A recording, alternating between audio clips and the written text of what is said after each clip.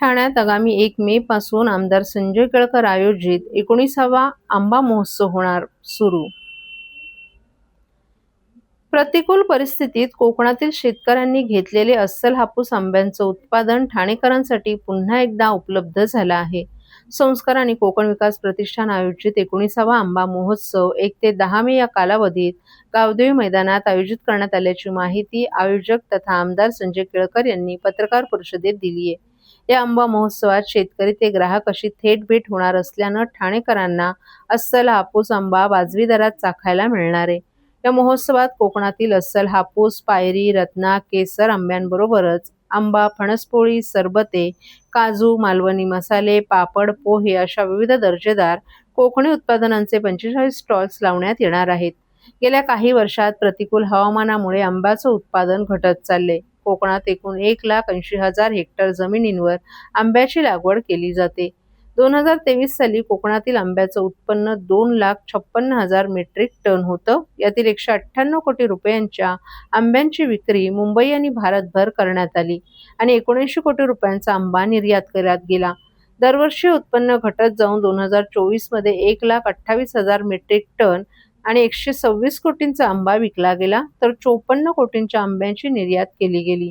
2025 मध्ये उत्पादन 1,10,000 metric ton झालं असून 100 कोटी रुपयांची आंबा विक्री देशभर केली गेली, तर 45 कोटी रुपयांचा आंबा निर्यात केला गेला. यावर्षी अवेळी पडलेला पाऊस, ढगाळ वातावरणामुळे काही ठिकाणी मोहर जळून गेलाय, तर काही ठिकाणी फळगळ झाली आहे आणि थ्रिप्स रोग, तुटवडा कीटकांच्या प्रादुर्भावामुळे 15%च आंबा पीक हाती लागले. त्यामुळे मागील 11 वर्षापासून सातत्यानं कोकणातील शेतकरी आर्थिक संकटात आहे. त्यामुळे या साऱ्या परिस्थितीचा चोखंदळ आणि समंजस ठाणेकर सहानुभूतीने विचार करेल आणि आपली जास्तीत जास्त खरेदी आंबा महोत्सवात करून कोकणातील शेतकऱ्यांना पाठबळ देईल असा विश्वास आमदार संजय केळकर यांनी व्यक्त केलाय. या पत्रकार परिषदेत संस्कार सेवाभावी संस्थेचे अध्यक्ष आमदार संजय केळकर यांच्यासह आमदार निरंजन डावखरे, माजी उपमहापौर सुभाष काळे तसंच ओंकार चव्हाण आदीही उपस्थित होते.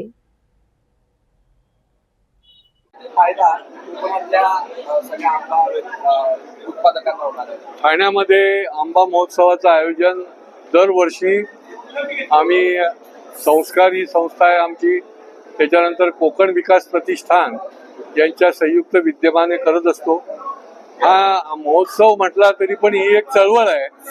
कोकण मधल्या आंबा उत्पादक शेतकऱ्यांना प्रोत्साहन देण्याकरता, त्यांच्या मालाला चांगला भाव मिळण्याकरता आणि त्याच्यामुळे 19व्या वर्षामध्ये आता आम्ही पदार्पण करतोय.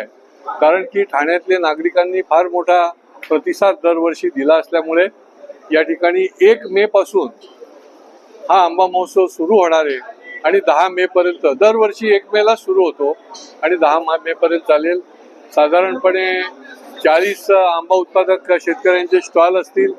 त्याच्यामध्ये आणखीन कोकणची निरनिराळी जी उत्पादनं आहेत त्याचे देखील स्टॉल असतील आणि बचत गटाचे देखील आमच्या महिला भगिनींसाठी आम्ही 5 स्टॉल राखीव ठेवलेले असतात, त्याचे स्टॉल देखील त्या ठिकाणी आम्ही ठेवलेले आहेत. यावर्षी नेहमीच आंबा उत्पादक शेतकरी हा गेली 10 वर्ष त्रासलेला आहे. दरवर्षी काही ना काही कारणामुळे, हवामानातल्या बदलामुळे, मोहर गळून पडल्यामुळे, मध्येच पाऊस पडल्यामुळे, अति थंडीमुळे आंबा उत्पादक शेतकरी जो आहे तो अतिशय, ज्याला म्हणता येईल की तकलीफमध्ये, त्रासामध्ये असतो. पण तो त्याची धीर आणि धैर्य सोडत नाही आणि त्याच्यामुळे तो आवर्जून जो आंबा हातात येईल तो घेऊन या ठिकाणी विक्री करता येतो. आणि ठाणेकरांना आणि आसपासच्या सर्व नागरिकांना मी आवाहन करीन की आमच्या या बळीराजाला, आंबा उत्पादक शेतकऱ्याला बळ द्या, त्याला प्रतिसाद द्या. वाजवी भावामध्ये दर्जेदार, कुठल्याही पद्धतीची प्रक्रिया न केलेला अशा प्रकारचा कोकणातल्या विविध भागातला आंबा जो आहे तो या ठिकाणी उपलब्ध असेल.